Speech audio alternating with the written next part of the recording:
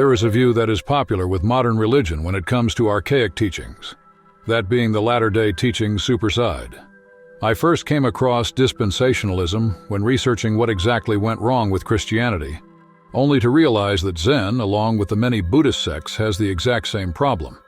The Buddha's dispensation, or Buddha Sasana in Pali, is a teaching of the historical Buddha, Siddhartha Gautama. Everything after that is latter-day or the dispensations, as described in the 25th chapter of the Lotus Sutra, known commonly as the Universal Gate chapter, and elaborated more in the Vairocana Bisam Bodhi Sutra. Zen infuses this position in the recorded sayings of Zen masters, such as the Xin Ming.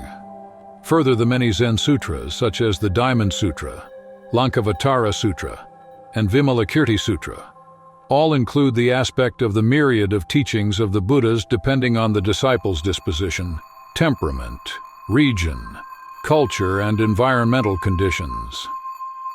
This aspect of Zen leads to a very broad spectrum of Zen teachers, styles of teaching, and practices. Just as we see with Stoicism that there are many forks and branches, we see this also with Zen. Many have criticized the dispensationalists as being fake teachings and heretical, or the less harsh tone of inadequate. Yet, as Zen came to the West, it was keenly observed that the unbending and militaristic style of Japanese Zen was not only rejected by Westerners, but intolerable. In this, dispensationalism was forced on those invested in establishing Zen in the West, and we saw this in the free-form style of teaching from Shunryu Suzuki and Soke-an, and later with their Western successors, such as Alan Watts, who opened up Zen for a more personalized and one's own exploration.